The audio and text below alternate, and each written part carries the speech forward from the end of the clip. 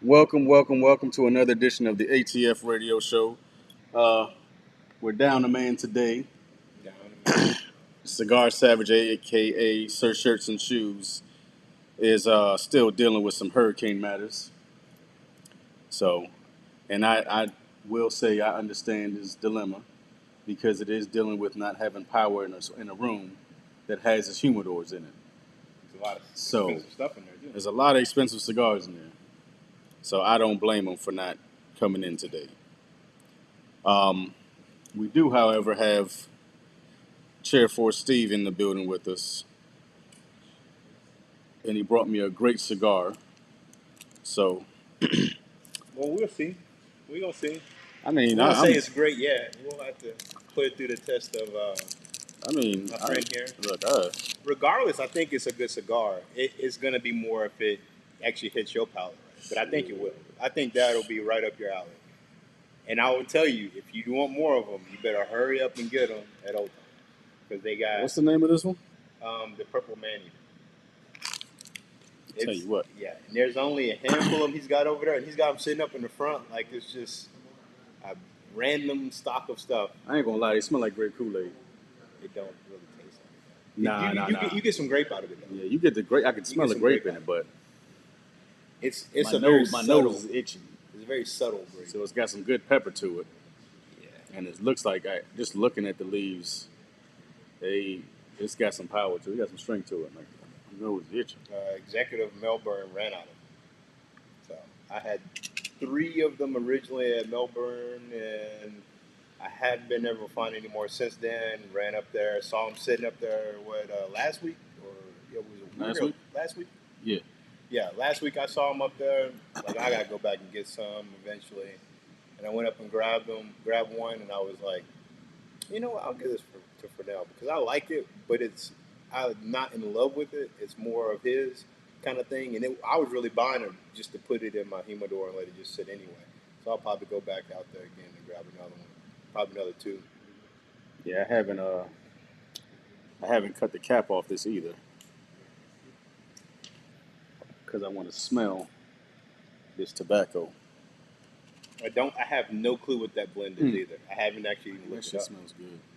So It's a that good will toasting I right there. actually might look that up later. But that's one of those lost series, and that's a one of a kind there. That you're not going to find that anymore Yeah, I know. unless they try to do a mass production of it, and I don't think they're going to be able to. They won't. So, They will not. so if you do see those Kai Wells that have odd labels on them or listed in that lost and found, better grab them because a lot of those will not come back. They're gone for good. Once that's it, once that run is done, it's done. There's nothing else left of them. I think they know the notes of the blends, and they can try to reproduce it. But even if you tasted some of the ones they've reproduced, they don't taste the same as the original ones. So like the cream soda, if Mm-hmm. you smoke the cream soda, you notice it doesn't taste the same. It's good. It's just not as good as the original, the OGs were. But I mean, in the cigar world, we know this. That happens. You get a blend. It's really, Tell really you what, good. That's it. Kind of like with the Camacho. this shit is. Good, right? Whew. I'm telling you, I went to sleep after smoking it. Matter of fact, I Yeah. had to drive myself back to my hotel room. Shit. Executive. Yeah, this Just shit right here. chill. I This was shit right here. Huh. Death. you over there looking. You over there looking like that grandma on Don't Be a Menace. Boy. Mm, Mm. This is yeah, I like this. I might have to go over there tomorrow. Yeah, that's I may have been to go over there tomorrow. majority of the stuff that I've sampled that's new. It's just any of the stuff that's come out in Caldwell. A lot of other brands I've been looking at, but they've made new cigars, but they kind of taste the same. You know, I feel like they're blends that they just put in a label on and then sold it as something new, but it kind of tastes the same to me. That to me, I think that's the Caldwell's kind of one of those makers that really, when you put something out and it's new, it's new. It's a unique taste, a unique flavor profile, and you're not really getting that same obvious taste that you always get. I'm particularly fond of all his creamy stuff, Right. but there's a lot of other. And the thing is that you've had a few of the ones I've given you. They've been very distinctly different tastes, right? I Yeah, mean, they haven't absolutely. tasted the same. Nah, this Because that 15 minutes of fame is literally from the same now that shit, boy. collections as that. Woo. Same concept. Look, that right there, that's one of them cigars that like, and not to be funny, but you don't share that shit with nobody. Like Hey, that's a cigar. I debated. That, and you know what? If you'd have been like, "Hey, I smoked a cigar and was gonna give it to you, but I decided not to," I wouldn't even be fucking mad. I've been trying to hold them. I still have a few. I wouldn't even be fucking mad at you because I just took them, and I took them out of the cellophane just to let them sit and nah. season out that humidor because I got a brand new humidor that I haven't had since August. My mom got me a new one. Shouts out to my mom, man. She knows what's good, man. She out here. She didn't like the hobby. Now she's out here giving me humidors, lighters. Look, my mom's the same way. She still tells me smoking's bad for you, but every time she goes out of the country, if they go to Cuba, if they go anywhere else, she's always the first one when she gets back. She's like, "Oh, I got some stuff for you," and I go visit her, and it's always Cuban cigars, and she gets me like lighters and cups and like all the touristy trinket stuff, but she gets me all of the smoking paraphernalia. So I have like little ashtrays from all over the place. I have little lighters and little wicker stands, like all types of cigar related stuff. So, yeah. So yeah, I can say I've definitely been getting a lot of stuff, and I really sort of needed a new humidor, sort of didn't, but the humidor that I had that was a counter humidor was I've had it for years. I've had it since I bought that cigar humidor back when I deployed the first time. Yeah, so I've had it for over 10 years. And So yeah, you I need a needed new a new one. one, and this one's actually more presentable. It has drawers, it has a window, so it's a good change of pace. So getting this new one actually is really good. I'm gonna go ahead and put some of that stuff in there. Plus, I can use my old one just to store a bunch of stuff that I want to age and let it sit. And it's been seasoned for so long that it's perfect for that. Now, the one thing I had debated about giving somebody that one, but then I was like, I seasoned the hell out of it. Nah, I don't get it. And that one's got like aromas of cigars I can't even find anymore. Mm-mm. And it does something magical to stuff when I put it in there. This cigar right here, though, I'm literally only like 7 puffs in, and I already know that. Luckily, I had something to eat before I started this. Oh yeah, that's good because you hadn't Because had this that is. That's the edge of my size gauge. Mhm. Right there. Anything a little bit more than that, it better come from a good recommendation. I probably won't even smoke it. Or you might have to use that tool that you got. Wow. That The poker? No, actually, it wasn't you. It was Armando. Mm-hmm. Oh yeah, the end. Yeah. It's almost like a cigarette cap, but it's for cigars. And he was telling me it goes all the way from like a torpedo all the way to I think like a 62 or 66. Yeah. I would be like, hey, just give me a 50 something on down, whatever This you got is- to eat, the smallest you can go. This is amazing. This, Purple Man Eater. if you have not tried That the is Purple Man one Eater of by George's Caldwell, favorite like executive George was like, this, so good. yeah, this right here. I think he said he had 3 in one day. Nah, I can't even see that. But this guy I can't smokes like, I can say 2 of these in a day, I couldn't do 2. but I don't see 3 of them in a day. This is a lot. If I smoke that, I can't even touch a San Andreas. Because the stronger the cigar, like the more nicotine's in it. Like you're almost at. I mean, you might as well smoke a pack of fucking Newports.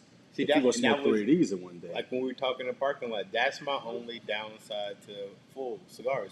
I like the flavor, but they make you That so nicotine drowsy, strength. and you're just like buzzed, and just and I get all I do too many active things. Yeah. I can't be smoking that shit. Yeah, if I smoke this and had not had anything to eat and got nothing done today, Nothing's getting done. You started at the beginning. Like, it's a your wrap. day would be ruined. Like, I can't go do yard work while smoking this. I would end up laying in the grass.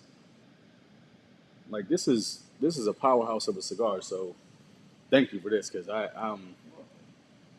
haven't enjoyed a new cigar this much since the last one you gave me. Hey, when I was, and that's what I was thinking in my head. I was on my way here, and I was driving, and I looked out.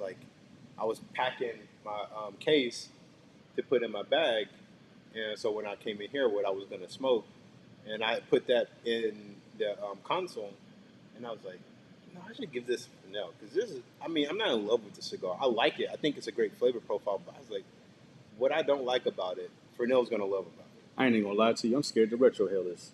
I'll go for it. Like, I feel like I should do it off air, because I feel like I'm gonna be like that rookie smoker that's like, and then putting his hands You're up. gonna feel that pepper all the way through. Yeah, I know.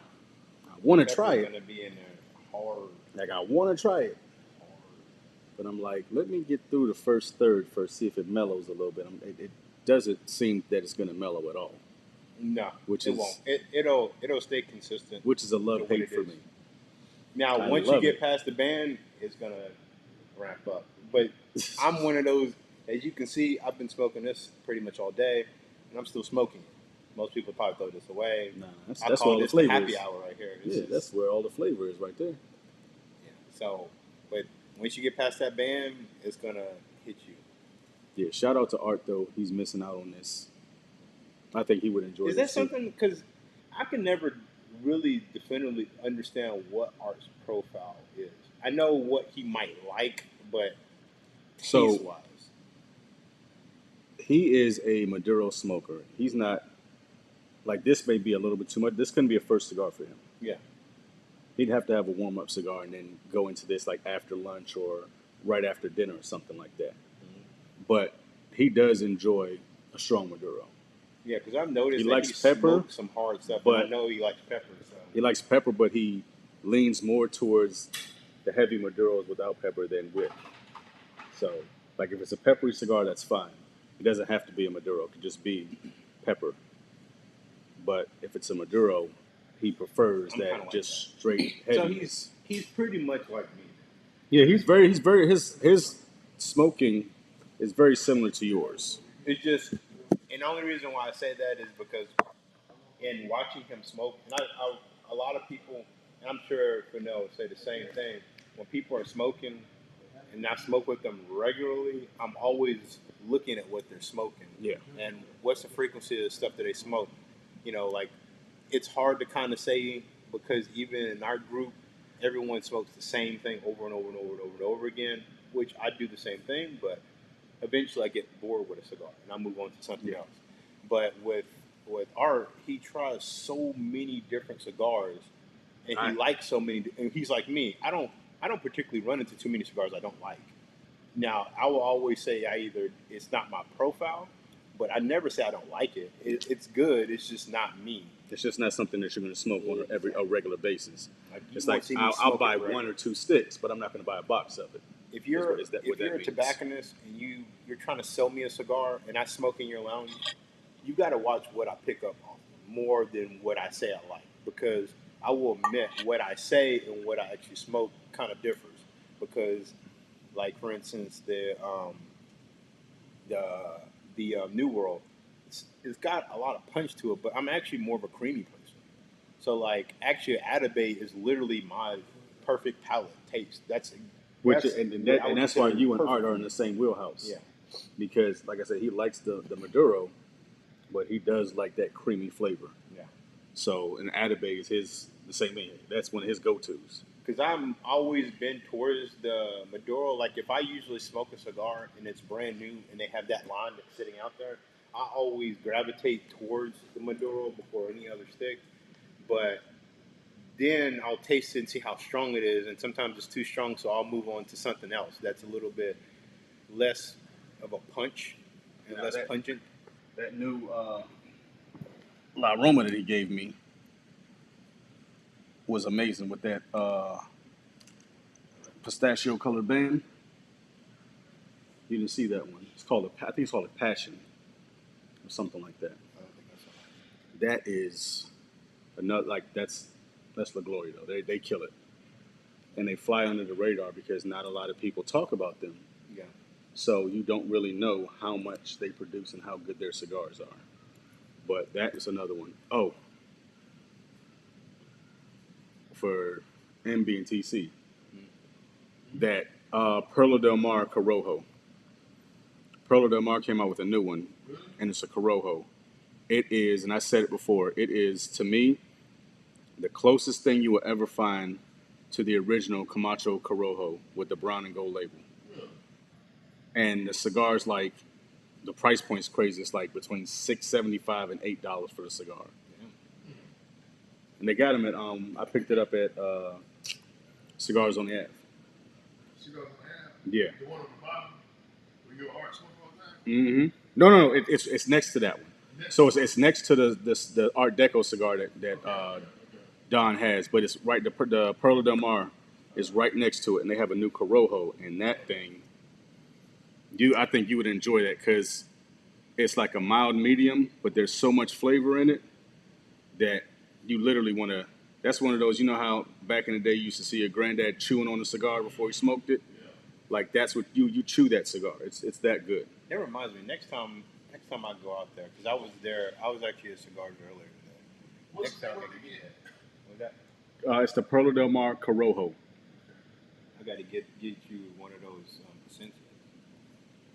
Because that, man, I think you would love that. This right here, that one? profile on it, I think you would really, because it's got that pepper, and that's why I'm saying, that's why I said before, it's a very precise taste profile that I have, because this right here is literally everything based on what people understand about me would say I wouldn't smoke, because this is strong, but it's a subtle, it leans balanced. into it, it's balanced, it's not like pungent until you get towards the end, and I think you would love that cigar. It's whereas so me, good. like, I've found that as I've gotten older, like I want that lean in smoke. I don't want that up because because I'll say in the past 13 years since I moved to Florida, like that was my journey. When 2010 hit, I was like, I'm gonna smoke full body cigars, and I went into it with both feet. Yeah, I had that run for a while. And if it doesn't punch me in the mouth, I let it go. I kind of look at it as it's it's not. shoot, pulled out the reserve. Yeah. And now I'm getting to that point where I'm like, there are those days where I don't want to just smoke one cigar. Like I want to smoke multiple cigars in a day. That's another reason why. And I you don't can't really necessarily you can't smoke something like this as your first cigar of the day because you're never gonna find anything to coat your palate the way this does. Yeah, and that's the other thing. Like if I'm sitting out, like I said, if I'm doing yard work at 9 o'clock in the morning, smoking this, I don't care. I don't care how much water I drink. It'll ruin your day. I'm gonna you be can have breakfast technically. I'm gonna be face down in dog shit, especially in with the your grass. blood sugar, bro. At the beginning of the morning, your shit's gonna die at that point because your body's like, "Yo, I'm trying to get regulated right now." Right, and you're fucking me up. So yeah, even if you eat, and that's something else people got to keep in mind too. It even in the morning smokes, and I'm sure you can attest to this. Morning smokes are great, but you got to be careful what you're smoking, even if you eat, because if you eat, and like you said earlier, like you said before, eggs. Yeah, my thing is if I have eggs for breakfast, I do not smoke until probably dinner time. I like a creamy cigar. That's how I like to start my morning. Yeah, something creamy. Yeah. Now, if I know that if I wake up in the morning and I'm like, I want a cigar, I'm not eating breakfast. Usually that'd be my breakfast. I'm full on the cigar. And see, and I'm just drinking a lot of water. I'm a pilon cafecito type of person. So, it's black coffee, 2 scoops of sugar, and it's a full 8-ounce cup. It ain't no little one. It's a full 8-ounce cup. And I might have a cigar. Because for me, I already know because I'm not a coffee drinker. So if I want coffee, it's already going to take my appetite away. I'm not going to be hungry anyway. So I'm like, I might as well just go between the coffee and the cigar. Yeah, that's why a lot of times in the morning I'm not eating lunch until late. No, I don't eat till dinner. I'm coming home at 5:30. Smoking and my girl's like, "Oh, what'd you have for lunch today? What'd you have for breakfast?" I was like, You saw me. I had coffee and a cigar. Probably a terrible. What'd you eat after that? Nothing. Steven said he liked the Atabay. The Atabay is a beautiful cigar. What about the Byron? I don't like the Byron. And it's funny. I'm that way. Kind of similar though, isn't it? I'm that way too. Like Art likes the Byron Reserve, and he loves the Atabay equally. For me, to me, I'm like, it's Atabay, and that's it. Atabay. The Byron is not bad. And that's the thing. It's not that it's a bad cigar at all. Like, it's a great cigar, but what I get from an Atabay and what I get from a Byron are just, they're miles away. But that tells you just how much I like the Atabay, because to me, Atabay and Byron ain't even in the same conversation. I mean, the Byron is good for what it's going for palate wise, but it's not my palate. I don't like it at all. Too much raisin for that. What is Byron? No one knows what that blend is. They haven't released it. I tend to like every cigar I usually like a lot. You're left leaning to Dominican. I'm thinking it is. I think with the Byron, I think it is Dominican. I think with the Atabay, there's some Ecuadorian in that. I think the thing with the Byron for me is whatever the binder is that they're using, that binder leaf, I don't like. I don't like it either. That's me. Because the binder, so the biggest thing, like people always swear, oh, it's the wrapper leaf because it gives it the most flavor and everything. But once you get into cigars, like really, really, really hard, you realize that the binder leaf is what takes all of those filler leaves and melds them together to give you the flavor that they give you. Like the wrapper leaf gives you the outside taste, but the long-standing taste, the changes in profile from first third to second third to the third third, all of that is in the filler leaves, and that also goes with the binder. So if the binder is not what your palate likes, and it's nothing against the cigar maker, cigars are, they're subjective. Like what I love, we'll go to Opus. I'm not an Opus fan by any means. I love the Opus Lost City Lancero, one of my favorite cigars in the world. I like the Lost City, but the rest of the Opus line, I'm like, this stuff I don't really like. And it's not like I won't smoke it. That's my favorite Byron. That one. Ooh. I don't think I've had that one. No, Art has given us that one. Yeah, I've had that one. Yeah, Art's given us that one. And the thing is, taste-wise, it's got a lot of flavor. It's just, my two sticklers for that cigar is, I think now that you say that binder thing, I think it's whatever that binder is. And I don't like the way that it's rolled. It's too tight for me. It feels like, it's like when you get, some people like a sandwich with a ton of meat on it and they're just hanging all off of it. To me, when it comes to cigar, I like it to be distinctly well adjusted in the amount of filler. And to me, I feel like you get your money's worth in that cigar because there's a lot of tobacco in it. Oh yeah, like it's packed to the brim, which is weird because I like Liga Privada. A Liga Privada are really tight rolls, but this is something about the Byron's tight roll. I do not like it at all. It may be something as simple as the roll so tight that the air that you're used to getting on your pull, you're not used to getting on that cigar, and air exchange is key. Yeah. So not only for keeping the cigar burning, but for also introducing those flavors to your palate. You need aeration to it. You need some, and my thing is, most of the cigars I like, they have a good amount of aeration, and I need that aeration to be the center of the taste, the flavor profiles. But when I don't get that ability, it's like it's almost a stale, compact taste where I can't pull anything apart from it. And I think that's what Byron does to me a lot of times. I don't even really get to taste some of the profiles in it. But it took me two of them just to taste some of it. The thing what I want to try with that one is I want to try a punch, honestly. Because the punch cut on the cigar. Yeah. Yeah, I haven't had a punch in a while either. But yeah, I think I think the punch cut on that cigar, because it's going to go into the cap and aerate that cigar, I think it may help with the airflow, and it may help with the flavor tasting of that cigar. But do you think with a punch you get even intense flavor? Maybe a little more intense flavor than you absolutely. Looking for? And see, that's what I worry about. And that probably would do well with a punch, a lot better with a punch. But I don't want to increase the punch taste to it. I want to more so be able to mellow it out so I can actually pull from it. But I mean, it could be like I've tried poking it. I've tried kind of like shifting a little bit, trying to get loosen up the tobacco inside of it, chewing on it, rolling it a little bit. And it just I never could get it to do what I wanted it to do. Well, the other thing you can also do with it, I think, is even if you use the poker, and you just poke down the center of the cigar, and just open that one channel up instead of opening a whole bunch of channels. You can do a straight cut. I would definitely wouldn't do a V cut because that's just too much aeration on it.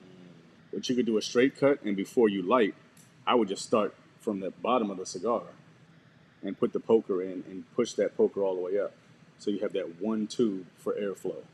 Yeah, I didn't think about And that. that may also, because I've done it from the back. I've never done it from the front. I've done it from the from the cap, never from the foot. Yeah, from the cap. Just never did it from the foot. And it may help. Like I said, just pushing that tobacco out of the way from the foot all the way to the cap may clear enough of a channel so that it does change that flavor profile a little bit, but it also helps to aerate those leaves while they're getting burned, so that you're getting a better burn on those leaves and a better burn on that binder. Because I mean, I've tried 2 of them, still same. I would say they're consistent. That 100%. Like I would say that. Because I get the same taste. It's just. And I smoked them like months apart. It wasn't like I smoked one and then the next day or 2 days later. I smoked them months apart, same cigar, and I'm like, yep, it's on point for what it's supposed, like exactly what it's supposed to give you. It gives you. But for me, like I'm such a stickler that there's that one to me, and it's almost like it's something missing. Yeah. It's not that there's. To me, it's not that there's too much of something. It's like there's still something that is missing from it.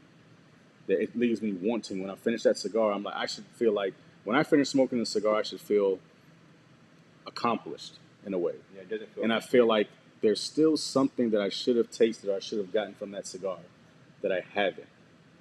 And so it just leaves you kind of like, I don't know. Yeah, I definitely would agree with that. That's definitely been my take from that particular cigar. But in all, the brand itself. The brand is great. It's great. The price point is great. Like there's nothing, you can't really. What's the other brand that they make too?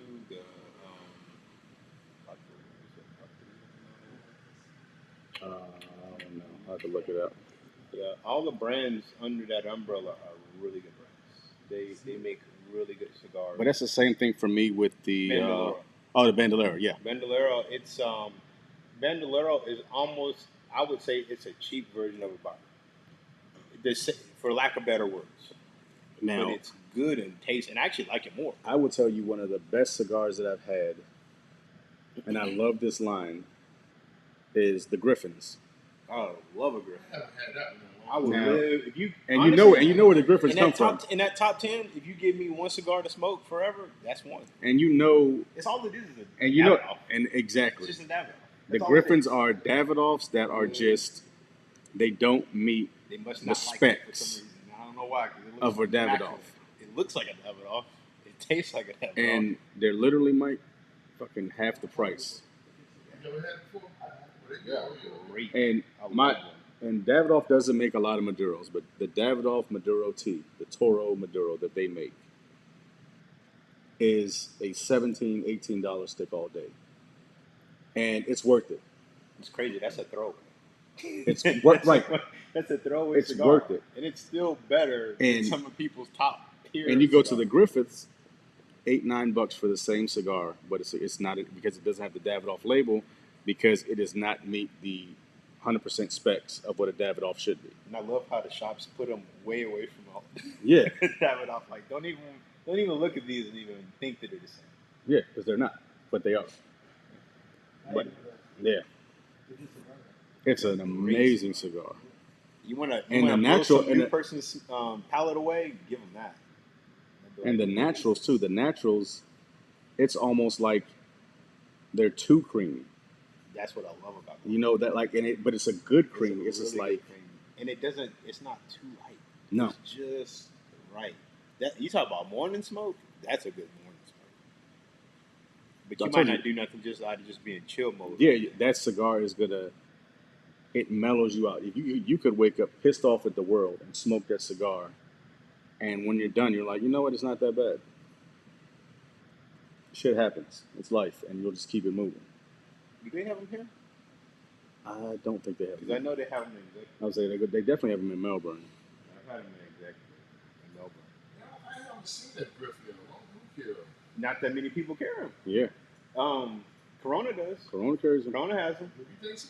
Oh, I know. Yeah, I know they have I've them. never smoked it. But they're always in that discounted. You know, the area they don't say it's discounted, but it's an area where nothing worth picking up until you realize what you're looking at. It's that section. The Let me section tell you. everybody doesn't walk by. I'm gonna tell you, working for Abe at Smoke Inn was probably one of the best cigar knowledge experiences that I got. Gotta know where to look. Because in every Smoke Inn they have a 5 for 12 bin. And you think about it, 5 cigars for $12, like, nah, that's trash. Yeah, God. They gotta be You garbage. can't lose, man. You But- can get at least one. That's TC's favorite cigar. That's a fucking dog turd. That's a dog. That's exactly what that is. They already know that ain't my favorite. They use that recessed water to power that tobacco. That pond water. That's the Hurricane Ian water. Yeah, that's what that is. Coming out of the septic system in Winter Park right now. Out of Mar-a-Lago. Where they burn all the paperwork, Yeah. all the ashes. But no, that 5 for 12 bin, especially when you go into cigar shops and you see that, it's not that those cigars are bad. Like, I need people to understand that. It is not that cigars in those discounted bins are bad cigars. It's just that they didn't sell well as they thought they were going to sell. They're still great cigars. And they're not going to hit everybody's palate. Like, not everybody loves Liga. Not everybody loves Padron. Not everybody loves Davidoff or Fuente. And part of the reason is their palates just haven't developed to the point where they can appreciate that type of cigar. I mean, most people that come in the door, their palate isn't there yet. I mean, you'd had to be like us, somebody that's worked there, somebody that's literally spent way more time than necessary sitting in the lounge to see the people walk in, see what they grab, and you get an idea of why shops sell things at the prices they do. Think about it. Most guys who smoke cigars, how do they get introduced? It's their job when they're like in their 30s, sometimes 40s. That's when they get introduced to cigars. You and I have been smoking cigars since we were 18 and 19 years old. Like, I've literally been smoking cigars more than half my life. Been smoking cigars for 24 years, and I'm 42. So 57, I've been You with know- death for way more than you know what I half mean? of my life. So it's that, as the military says, time and grade. That You get to, that's where you get that experience. you go to old times, that's the stuff that you're gonna see that's discounted. That's not trash. Mm-mm. You know, if you have that relationship with the person that works there, you know, like for instance, this right here, what I'm smoking right now, Wiseman, he's got 20% off deal on it. But it's not a bad cigar. It's Just just because he not has a a lot- lot of something that he had to buy. He has to get rid of it and move it. And he's got like even these right here, these Lost Cities, not Lost Cities, but Room 101s. Oh, yeah. $6 sticks right now. The Farce is a great cigar, again. But it's just because he's just trying to get rid of what he's got. He's got And a again, lot of something. it's, people buy a cigar based on someone else's review of it. And although we review cigars and we talk about cigars, I always say, go for what your palate likes. You have to, when you go into a cigar shop and ask your tobacconist, I need 3 recommendations on this cigar. So I'm going to tell you a cigar, and you give me 3 cigars that are close, not in price point, but close in flavor profile to this cigar. One that's cheaper, one that's just about the same price, and then one that's a little more expensive. And that's how you really build your profile and expand your profile. Because I'll tell you, there are a lot of cigars. If I didn't work at a cigar shop for all those years, I would have never tried probably 90% of the cigars under $10 in a humidor. Yeah, like 3 years. It took me 3 years of doing that. I didn't necessarily do that, but it was the same similar process. My good friend Mr. Patel over Oh, yeah. at Vintage Cigar and Wines in Huntsville, he he just for 3 years straight. I just come in, hey buddy, try this. Try this. Hey Try buddy, this. try this. Hey, try this. And being, take your pride out and acknowledge you don't know what you're talking about. You just smoke it, And it's fine. You get an idea. And now it took 3 years of somebody telling me just smoke this, just smoke that, for you to truly enjoy. For me to kind of enjoy and get an idea. Like that was a small spark to even have a clue in the direction I was going. And I would admit, probably it wasn't until me moving here, and I've been here for about 7-8 years now. From moving here was the first time I distinctly could go in the lounge and say that, that, and that. And that was after having smoked for years. Yeah, that's the same thing with me. Like my cigar journey has, I don't know, it's quantified so much in the past 12 years. Like I've living in Florida for 13 years, so 12 years, 2010, that's when I decided that, all right, I'm going to go on this cigar journey and I'm going to try every single thing in the humidors that I work in. From mild to wild, whether it's flavored, whether it's a mild cigar, whether it's a medium cigar, whether it's a heavy cigar, I'm going to sit here, I'm going to smoke every single cigar in this humidor. Yeah, that's crazy, right? When you look at a humidor, you're like, I've had everything in Yeah. And I can, that's crazy. And I can literally, I can walk into any humidor and there's, with the exception of brand new cigars, there's nothing I haven't smoked in any humidor in the United States. Nothing. And for me, like, I think as a consumer and just a consumer person and never having worked in the industry at all, what happens with us as consumers is as you do this thing that becomes a big hobby for you, you don't remember everything. You just remember, it just gets disdain in you where you're like, okay, I know what that tastes like. I couldn't tell you, but I know what it tastes like. And I know if I'm going to like this. I know if I'm going to want it or not. Exactly. Yeah. And you also go, what typically happens is you'll smoke something and you might say, I like it, but you won't pick it up again. So that tells you that there's something about it you didn't love about it. Which is, for me, why I take such diligent cigar notes when I smoke a new cigar. I just started because in the last 6 years probably doing that. It's hard to smoke a cigar, not smoke it for 6 to 8 months or a year, and then pick up another one and really remember what you smoked. Unless you smoke that cigar once a week or once every 2 weeks for a year, you can't really say what you get out of that cigar. I mean, unless you got the memory of the elephant. I wasn't retro either, so I didn't taste a lot of those cigars. So I had to go back and try a lot of them over again, just to even get to the point where I'm like, okay, cool. I know what this tastes like. Cool. Like, he's going there. You good? You're about halfway, so it's... My eyes about to watch retro hell that. Ooh. What? Where is this at? What is going on? Trying to live his life. I know, right? And he's not even paying attention. He's in his zone, man. That man lives a life most of us dream about. Okay. You see him in his computer, you would not even suspect anything. That's the way you do it. That's why you leave them glasses on. Yeah. Look like that bookworm. That's a hard working man. Yeah, man. That's like them old school librarians with the cardigans on and the glasses. Freaking of which, Uh-oh. This is gonna be a wild turn. Uh-oh. Have you seen the Dahmer show? I have not watched it yet. Yeah, I saw it. Ooh, I saw it. Yeah. That's a sick motherfucker. You know what? That's a sick. You know what? I said I didn't know if I was gonna like it. It's actually a good show. But you know what? When you get into it, man, I'm just trying to figure out. Maybe y'all can help me out. Meet the guy in the bar. Got back, invited back to the house. Then he, I guess he spacked his drinks. I don't know how the smell didn't make him walk away. My question is this here. Was he going back to the same bar all the time? See, that's what I didn't get. The word should have got out. Like, wait a minute, these guys. These weren't.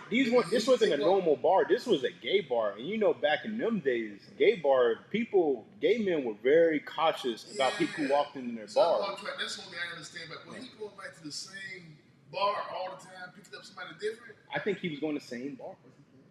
Who? Oh yeah. That was his problem. That was his main issue. So that's what confused me, because the word should have got out. Yeah, I mean, 2020, 2022 world. I mean, you could do that. You could walk in back and forth. Back then, just walking into an area like that, and people disappeared. Nobody was saying anything. And you remember doing the episode when one of the guys that he tried, but the guy got away. Yeah. He saw him get ready to take another guy out. Oh yeah, he got that guy. They don't go with him. Yeah. So I feel like that should have been happening way more. But it's. But you also got to remember the times it was, and also the way he looked. Like now he's totally innocent guy. You got it. You got to like. You have to put that into perspective, because when you look at the times that they were in, the community that they were in, and the way that he looked like a trusting face. He did. You know, he didn't look threatening. That's the funny thing. Nowadays, that's a profile. Now you look at him. His profile. Like I see a motherfucker. I see like a motherfucker like that, and I'm like, I'm walking on the other side of the street because I don't know what they're gonna do. So like now, that's a profile. Like if you saw somebody like that, your antennas go up. Yeah, you're immediately. like. But back then, that was like normal looking dude, creepy kind of, because it's. And here's like my thing. I think especially as I got older, that I kind of. Because I wouldn't say I had an issue with particular people's sexual preference per se, but I didn't really understand it. It wasn't my world. I didn't get it. I just let people be what they're going to be. Yeah. But I totally get the argument that a lot of people in the community have in regards to their ability to be. Because the fact that he felt the way he felt and he didn't think he could be that in public played a lot into how he ended up the way he was. Yeah. Because he didn't think he could just be with somebody and it'd be cool and no one would judge him or anything like that. But he sees all these other people, they live in their life. They're doing whatever they wanted to do. And he's upset because he can't be that person. He feels like if he does that, that people are going to judge him for it. But when I say that's a sick individual, bro. Did you hear about the dude that murdered him though in jail? Oh yeah. I didn't even know when I sent you that, right? I heard it, but I had watched that episode already. Yeah. So I had already found out the whole ordeal with it. But it was crazy because it's kind of, honestly, it was his destiny to end that way anyway. He was never going to live his life in prison. The dude that killed him killed another dude that was in the same prison with him for the same thing. The same thing. He had killed his wife and tried to blame it. Trying to blame it on a black guy. Said a black guy came and stabbed him. The come to find out he did it, and he ended up killing him. Then killed Dahmer. Yeah. So it makes sense, but it's the story itself. And the thing I've heard a lot because I do a lot of obviously as we talked before. I've listened to a lot of podcasts, and I've heard the arguments that people have about the show that it kind of glorifies it and they try to draw sympathy. Oh, trust me, this show is not drawing any sympathy. No, if anything, all it's doing is explaining. It's raising a lot of awareness. It's raising awareness. It's putting like a real story to the whole situation because when we hear about this, all we just ultimately do is say, oh, he's a bad guy. He killed people. Let's just put him underneath the prison in ashes. And then ultimately, you got to understand that, and I think what they try to do is say that all these things added up to him being the person he ended up being. And ultimately, in a different world, he probably wouldn't have been the person he ended up being. If he felt more comfortable in himself. If he felt more comfortable, he had a better house situation, and then genetically, he was already screwed. Because his mom was crazy. His dad admitted he had the same problem. If you watch it, well, you don't watch it. At the end, his dad admitted, and that was why, you know what, TC, what got me was when his dad, he went to jail the first time, and he said, did anybody talk to you? And they didn't, he started crying. I knew then he had the same problem. Because you remember when he went to go pick him up, and because he asked the judge to have him psychologically evaluated and get him help. He didn't let him. And he didn't let him. And then when he asked him, and he's like, no, nobody, I just sat in my cell and, nothing. Just sat there all day and thought to myself. And he was like, oh, shit. They're letting him loose, but he's still the same dude he went in. The judicial system failed. The whole system failed. Especially when they found him with the young boy. With the young boy, it should have been the end. The Asian boy. It should have been the end of the situation. Yeah, that's good. So when they saw the Asian boy.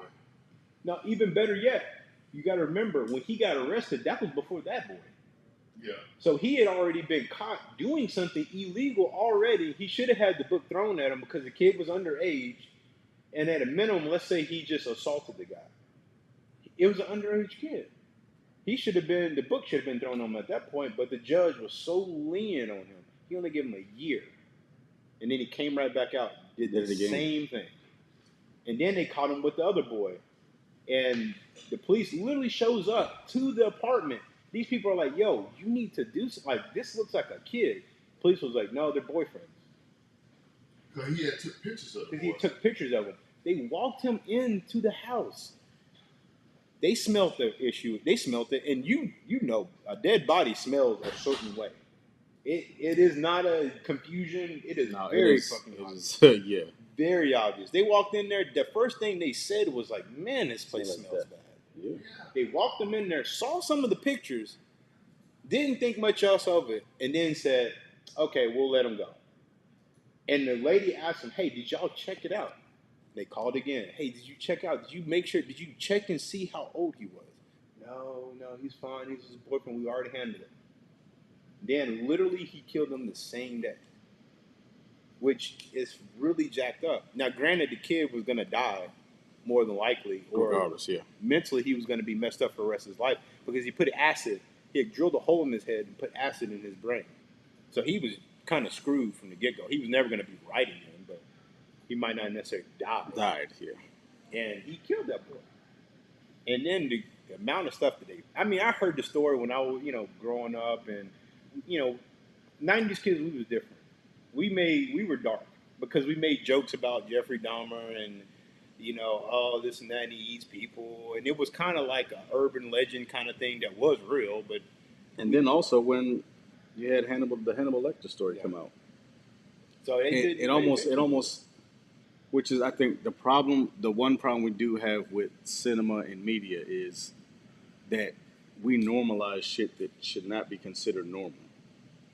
We say, oh, well, yeah, that's a regular thing. And it shouldn't be cast into a box as just normal or regular, like it's not. But even worse than him is John Wayne Gacy. The man that killed John Wayne Gacy. Iceman? Is that the Iceman? No. That's the Killer Clown. Killer Clown.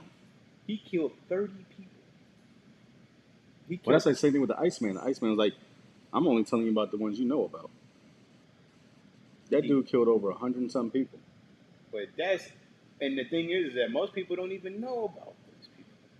You know about Jeffrey Dahmer. And you want to know why is because you got to also look at the population that they killed. Yeah.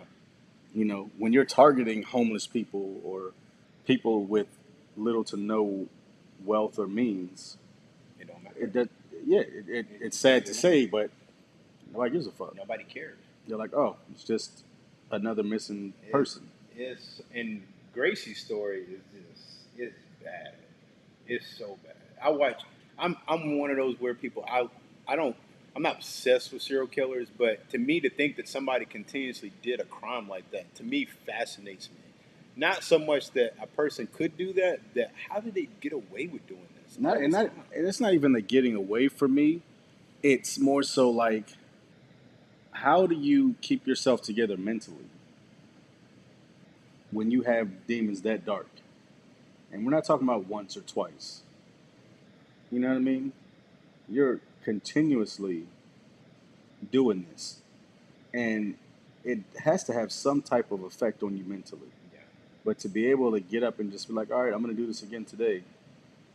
Like, you with a flat affect, like it doesn't. Matter of fact, he got up after he killed that one dude, the Hughes kid. He killed him. The dude was still sitting on his bed, and he walked out the door. Which one was that? The black guy, the deaf guy. He left that guy sitting there on his bed. That was the head that they found when they found this. That was the head that was in the refrigerator. That was him. And to me, like, and that's why I say you can't say that it's just some person just doing something. No, that's somebody that's got some problems. Yeah. To be able to be inhumane like that and do that, like shooting a person is totally different. It's a totally different situation. In the heat of the moment. In the heat of the moment, defense, you're trying to protect your life, whatever. Shit happens. Shoot somebody. I think anyone's capable of killing somebody out of defense. In defense of themselves or their kids or something. When you go after somebody, and then you hunt people down, and you're strangling them to death, like That's a whole bag of shit. That's just. I ain't gonna lie for No. it. It took me a while to get through it because it was I like can't wrap my head around it still. I'm just like, the which first. is why I haven't started watching it yet. You can ask him the first few episodes, just getting through the killings. It was triggering for a bit of it, and it was most. And some people are like, why would you want to watch? It's because it's this is a reality. This happened. This wasn't something somebody made up in a book. It's This interesting. happened. It's interesting to see. And what I like about it is I want to get into the psyche of him. Like what drove him this direction. And you know what the thing is, and the one thing I will say about him, he didn't bullshit. He when it came down to him getting caught, he was honest about everything. He literally told the story. Like they wouldn't have known shit if he hadn't said anything. He told every killing that he did. Like one of the and why he did it. Now he didn't and I think people confuse him being like, well, being passive about it. I don't think that it was because he was trying to save himself. I think he just generally at some points didn't realize what drove him to that direction because he didn't know himself. And it took a psychologist to really like get into him to be like, oh shit, that's why. You're fucked up. I'm fucked up. I'm broken. Like I'm a broken person. But man, and then his dad, bro, to see your own son go do that and go through that, like That's a lot. that's a lot to deal with. That's His dad, man, I tell you, his dad went he through it. stuck him to the end. He really, you know what? And I don't blame him because if that was there's only so I would imagine as a father you probably would want to try to help him in some way. I mean, your question is, do you let him?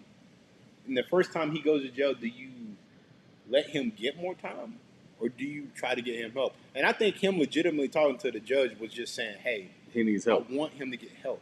It's not that I'm trying to keep him from going to jail. I just don't want him to end up in jail. You let him out, and then he comes out and do something crazy, and becomes more of a prolific killer, which is what happened. And what happened is literally what happened. Because you got to realize that when you go to jail isn't the place where you get, like they're like, oh, jail's all about rehabilitation.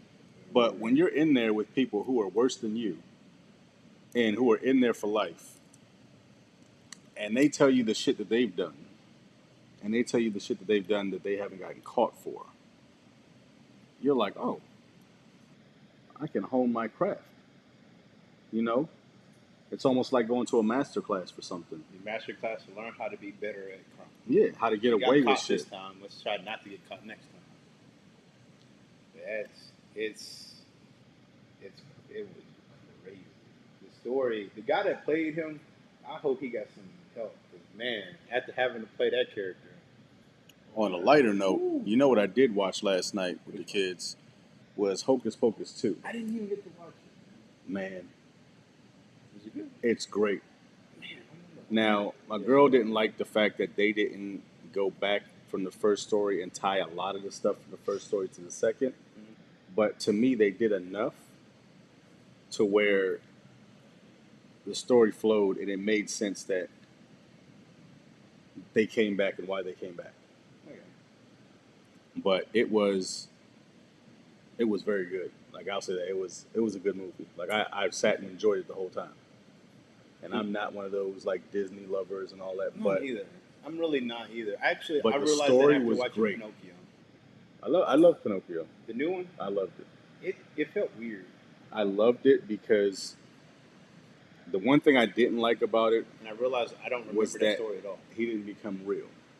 That was good. Yeah, that was the part that I didn't like, but I also loved because they left you with that hanger of like he literally walks off into the sunset with Geppetto. Mm-hmm. But you don't actually see him walk all the way off, and you don't see that transformation. So it leaves you to wonder, like, did he really transform into this real boy and have this real life? Mm-hmm. Or did he stay this white pine puppet? Did you find Geppetto to be kind of odd? He was, but they explained why. The fact that he didn't have kids is why he was odd. Because he kind of came off like a Chester child molester character to me. So it wasn't that intense for me, but it definitely came off like there was something wrong And the wrong was that he wasn't married, he didn't have kids. So this is why, and it's the reality of. I mean, you got to think about it. This is the reality of a lot of men who end up single and don't have kids, and they're in their 50s and 60s. Like there's a part of their Particularly in that life. time frame of There's a that- part of their that- life that think about it. That's your legacy. That's your namesake. And if your name dies with you, what have you left? What impression or mark have you left on the world? Doesn't matter what you've invented. Doesn't matter what you've done. Like, because when you're gone, it's like, oh yeah, remember that guy? What's his name? But if you have a kid, that name lives for that next generation. kind of lives forever. Yeah. It solidifies your mark on the world. But yeah, I saw it, and it was really good for what it was done to be. But it felt, out of all of the ones that they've done the remakes on, it felt it was the first one that felt like it was more for kids. Yeah. It definitely had a lot of kid element of it. Yeah, it wasn't like Toy Story 4 or The Incredibles 2, where like that was Because it geared feels at. like a lot of the new ones have been. Those were geared at us. These people that watched this originally are adults now. Let's kind of make it kiddish, Which is but why not- I liked Toy Story 4 a lot. Oh man, Because that was just that was a gut wrencher. that was a great movie. That was hard. It was like, yeah, this is a cartoon movie, but they're talking about real life shit that you deal with as an adult, not even as a kid. What? Like real life. The other one, That was. now Lightyear. Oh, I saw that. The cat That- is hilarious. Him That doing was that hilarious. beep boop had me dying Oh, every time. man. And the That was robot another- that was explaining how to get to the thing, he was still doing it at the end of the movie. That's another great movie. That was a really good movie. Now, That was really, really good. switching gears, I was listening to Shannon Sharp call for the removal of Brett Favre from the Hall of Fame. And I can't really argue with his argument. I think his argument's valid. Because he and his thing was, especially with like T.O. and all those guys, if you're saying that their theatrics and antics outside of the sport are what held them from being first ballot Hall of Famers and all these things, if this comes out as true, like, you have to hold him to the same standard you've held everybody else to. I agree with that based on that premise.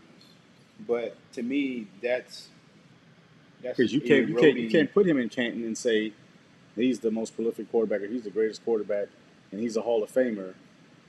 If you're only talking about the game, because if you look at it, like, let's compare apples to apples. Pete Rose. I figured you were going to go that. Pete Rose. I mean, fuck. Well, here's the thing with that argument to me. The problematic aspect of it is that it's an eroding argument to the extent that we all know, definitively speaking, that shouldn't discount you from being a Hall of Famer because it's But he's based on- banned. I mean, I get it, but what I'm saying is it shouldn't.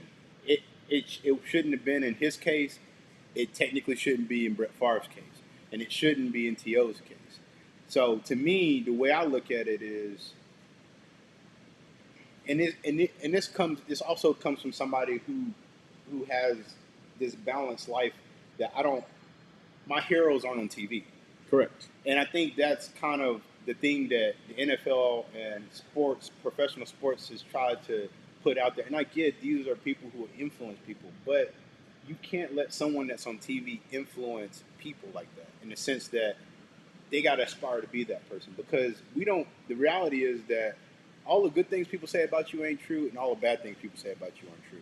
And the reality is that all this stuff we see on TV, social media, all this stuff is not real anyway. And these are real people that got real fucking problems. And there's Hall of Famers that's sitting out there right now because there's no internet. There was no real news outlet. We'll never know some of the negative shit they did. Hollywood, like, I kind of dabbled in the first few seconds of watching the Marilyn Monroe story. Like, seeing her go through that stuff to try to become famous is not even shocking. because it's part of what it was. You know, if you were a bombshell, you probably got screwed by some people in the process of getting to that point. So, Well, look at Elvis. exactly. Look at Elvis. So these people, that gave me a whole new perspective on Elvis because I feel for the really longest, felt bad. I regret everything bad I ever said about Elvis. Yeah, because the premise that everybody had of him was that he stole this music. This wasn't his music, and when you watch that movie, you really learn that like I kind of feel like that. an asshole. To be honest with you, Yeah, I feel like a real because asshole after that was his life. That's where he learned what he learned. He was in the black community. He was in the black church. Like that's where he learned to sing. That's where he learned to dance. That's where he learned that he had that talent. I think what makes it worse is being a Southerner.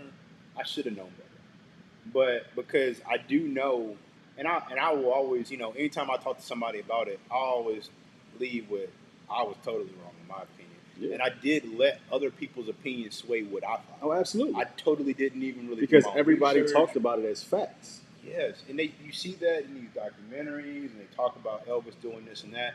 All Elvis did, all he was inspired by somebody. He chose to go that route because that's who he felt he was. Yeah, that's who he identified with. Anything different. And I think the thing that was like, I think we said this last week. The thing that was like the quintessential obvious point was when he said, and everyone said, not just him, everyone said his favorite music was gospel music. That's it. And if you're in the South and you know gospel music, you know gospel music is black people's music.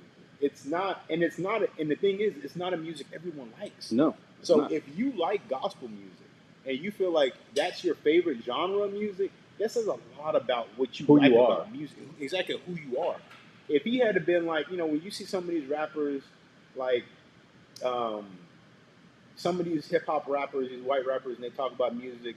You listen to them, I get it, they're young, but to me, if I'm that influenced by music, I'm gonna manipulate or I'm gonna portray people's music, I would know more about it. And these guys don't be knowing nothing about that. And to me, that's the quintessential difference between him and everybody else. They did it for the fame that it brought. They did it for the money. He did it for the love of the music. Like that was it. Like it wasn't a thing of, oh, I'm going to get rich and I'm going to be able to take care of my mom and my dad and my brothers and everybody else. Yeah. It was, this is who I am to my core. So this is why I'm going to do music this way. And his story, really, like if you look at it, like aside of how Hollywood wanted to project him, he had that his bravado was kind of black. Like his whole story kind of was. Like he got all this money. His whole vibe. His whole vibe was. Like anybody back, and you have to also remember the music he was making and the music he was listening to was not considered popular music. No. Like people didn't like it. Like there's a reason why it took B.B. King so long to get where he is. Relevant. Big Mama Thornton, still today, most people don't even know who she is. No, until you watch that, you don't know. You wouldn't even know. Big Mama Thornton's one of my favorite. Her and Robert Johnson, my favorite blues artists of all time. One of the most undersold artists in the market. They literally made that sound that you consider rock and roll, that weird, it's not quite rock, it kind of is blues music. And these people, he loved these people. Like he was his family. Wanted to go and listen to them play. Yeah. And you think about it, as an artist, you go to a venue and you watch Little Richard before he was Little Richard. And that's another thing too, man. I like how people. It's good that people know who Little Richard is, but man, that's why every time he got on TV, he said what he said. I never had a problem with it because every documentary or biopic you've ever seen about music in that time frame has him in it. Every single one of them. The story of James Brown, Little Richard's in that when he was with the Flames, when him and the Flames were first coming out. Literally every single biopic about any artist between the 50s and on up, Little Richard was in it. And you know the sad part to me too is that it's that regional disdain, because had those artists been in New York, their climb to fame would have been a lot easier. Yeah. You know what I mean? Like honestly, like if you think about B.B. King being in Harlem. I mean, Southern music has only been popular probably in the last 15 years. Which is sad. 15 years maybe. Because it is the basis of the majority of the music that we listen to. 10 years. I would be honest to say 10 years. You got to remember the first time people took Southern music serious, like even blues, people listen to blues, but blues was still odd music. It wasn't really until you get to the hip hop era, really, and it was probably when Outkast. That was literally it. That was really the first time people were like, "Oh, y'all make music now." Yeah. So like, this is stuff that I'm used to hearing in the cookout. My grandmother played all day, drinking her gin and juice, smoking her Virginia Slims. So I heard this stuff all my All life. the time, yeah. I was used to My hearing it. my dad on the weekends, he would pull his record collection out, and he would play this music all the time. Yeah. You know, so for me, I knew about it, but for the masses, like you see how many people go buy record players now, and they're buying vinyl, and it's like, where the fuck have you been for 30 years? Yeah. Like this music has been relevant. This has been the basis of, especially when you talk about Southern music, especially the blues. No matter what genre of music you love, there's an influence from Southern blues in every single genre of music. Every It doesn't matter. It doesn't matter if it's fucking hard rock. It Literally doesn't go matter if back it's to metal. classical music to even avoid it. Yeah, it's like even in metal music. Metal music. Everything about hear it. metal music. Metal music wouldn't even be music if it wasn't for blues. And that's like crazy because like it's a genre that gets missed on, and it's one of the only genres that could never cross over into other regions like that. In the sense that you could never duplicate blues in New York. Nope. You could never do that. It takes a sharecropper, slave mentality, or a life experience to even be able to make blues. And the crazy thing is like, I'm not really one to go back in time, but Even country music. literally country music. That's country music. All it is White less man's flowing. blues. Pretty much. It's white man's Pretty blues. much is what it is. Like I'm just gonna call it what it is. It's white man's blues. That's what country music is. And Not to take anything away from it, because country music is great. Is great. There's a lot of good aspects to it, and as I got older, I've gotten some kind of appreciation for country music, more so in the sounds, the musicianship of it. But it'll never be close to blues. My father-in-law, right? What is it He's with an West Indian Italian. people in country too? My father-in-law. Now my father-in-law is an Italian from a line of cops in Philly, and his favorite genre of music is country music, and it's because of the story that it tells. They're from Africa.